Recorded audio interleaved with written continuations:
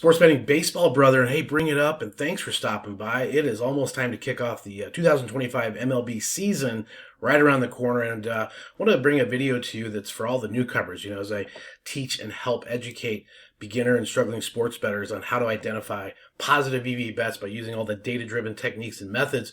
There's a ton of opportunity in MLB, and I totally understand how MLB is not exactly something that people can get into and follow as much. But if you are a baseball fan, you are into it. Again, you're going to get a lot of good opportunities to make a lot of money throughout the course of the summer. So I'm going to talk today about how to approach MLB season. There's definitely different parts and sections to it.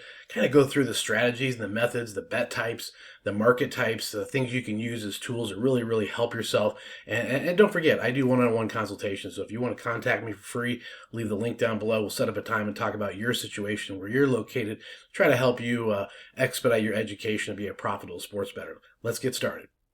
Now, before we get started in the MLB betting markets and bet types you can really attack all year and the processes you can encumber there, we're going to offer a free sports betting quiz. This quiz, there's a link down below. You'll see that. You can take that 2-minute quiz that's going to identify your strengths and weaknesses and kind of show you where you stand, either as a rookie or as a rising star through the sports betting processes. So it's something that is really, really helpful, really, really cool. You get your results immediately sent to you via email, and you can see all the rankings, the scores, and kind of where you are in that process. And of course, as always, we can talk about that as sort of our one-on-one consultation to help launch your expedition in the education side of the sports betting world. So highly recommend you take that quiz, take a look. And again, if you have any questions about it, leave that down below as well.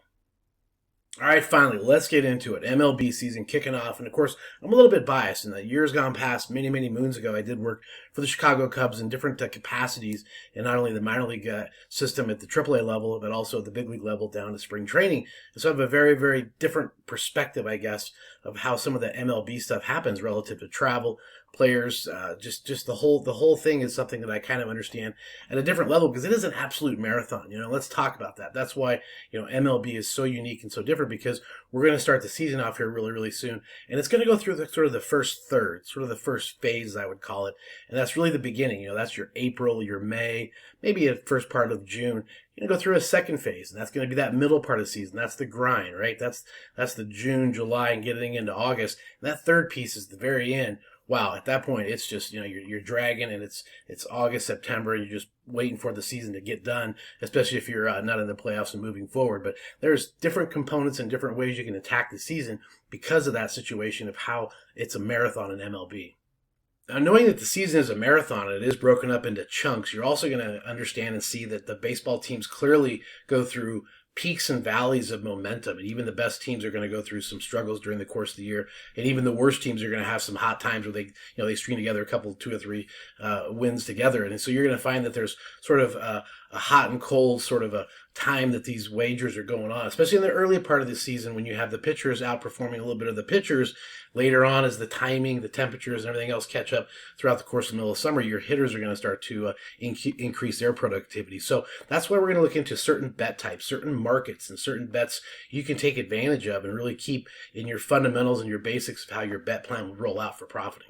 Let's talk about why a lot of people struggle with MLB, and really a lot of it's the juice. It's the VIG. And so when you're betting on MLB money lines and you're up above that minus 150, minus 160, minus 180, minus 190, understand that the probability of those wagers, is tough to hit a higher win percentage. And so, for example, if you're betting all minus 110 odds, you can break even at about 52.8%. Now, the problem with that is you're going to run into a lot of games where you're at minus 130, minus 140, things like that. That's on a full game money line bet. You have a run line, which is basically a point spread in MLB. If they win by 1.5 runs, 2.5 runs, things like that. And of course, you have the totals. But let's talk about really some good bet markets and breaking this down into pieces so you can have a lot higher success with better probability.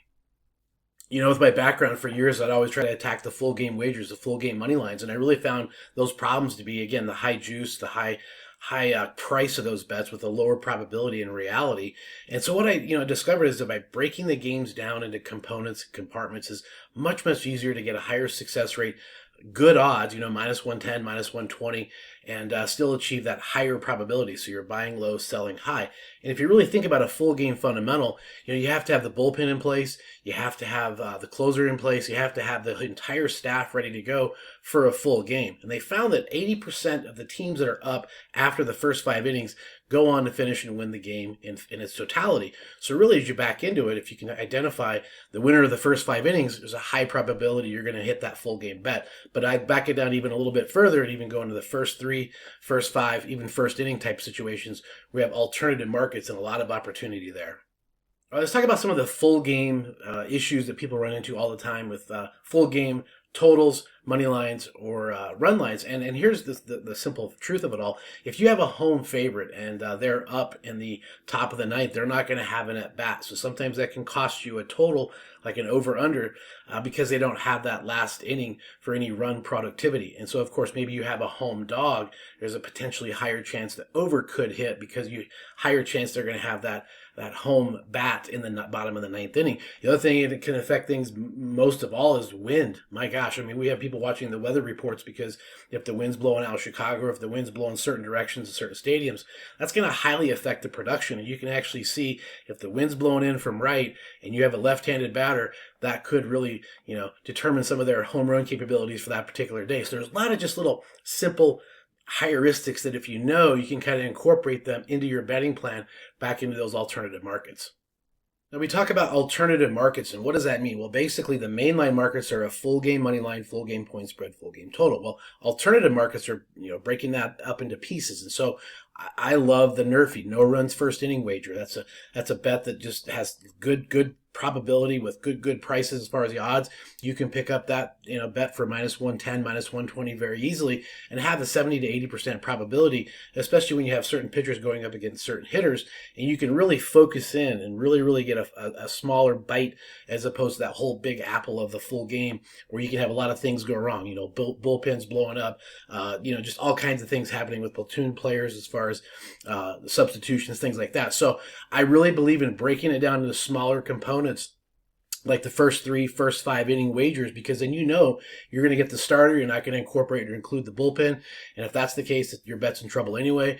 But I think breaking it down into those smaller pieces is the way to go. And it's much easier to manage and handle and follow than trying to take on the full game and keep track of bullpens, et cetera, et cetera. So those are some of the best pieces of advice I can give you, is to break that up. We'll talk about player props next. All right, so we talked about some of the alternative market bets. I really like that. No run first inning, yes run first inning, first 3, first 5, all those different types of bets. And again, those are really strong tools to use to help you build that bankroll. The other component is we do live betting. I do a lot of live MLB betting, and I have some software that I use to help me determine, again, with bullpens involved, it's a lot more complex, but it's something that we can also get into. After you have the first 5 innings to sort of assess what's going on with the game, you have better data, better information, as you can finish out the game live betting and make some damage there. Let's talk about player props. Player props is something you really want to keep simple, and let me give you a few examples. Player props that I like would be pitcher Ks. Starting pitcher Ks, who the pitcher is, the lineups you're going up against. It's a pretty known quantity. I really like that. I don't want to get into a situation where maybe I have stolen bases. Well, that means that my player has to not only get on base, but then actually have a stolen base. And so there's a lot of moving parts to that. I don't want to have any part of those markets where too many things have to happen and they're still trying to give me -110 or -120 odds. Don't like that at all. So keep it simple, keep it basic, and using the data-driven tools is going to expose these positive EV bets for you. All right, guys, there's a lot of information about the MLB betting markets you can take advantage of. And if you want to set up a free phone call, free consultation, let's talk about it one-on-one. There's some links down below. Let's set up a time. Make sure you take that sports betting quiz. And again, if you want the one-on-one consultations, that's what I'm here. We do one-on-one. I help you ramp up, get educated, use the tools, show you how to use the tools to help identify those positive EV bets. And you can immediately take off in your sports betting endeavors and profits, because it's really scalable to whatever you have, wherever you're located. Again, that's what I do, help set up that profit plan for you, and away you go. So again, I appreciate you stopping by. Love any more feedback you have down below or any questions, and let's go make some mathematical money.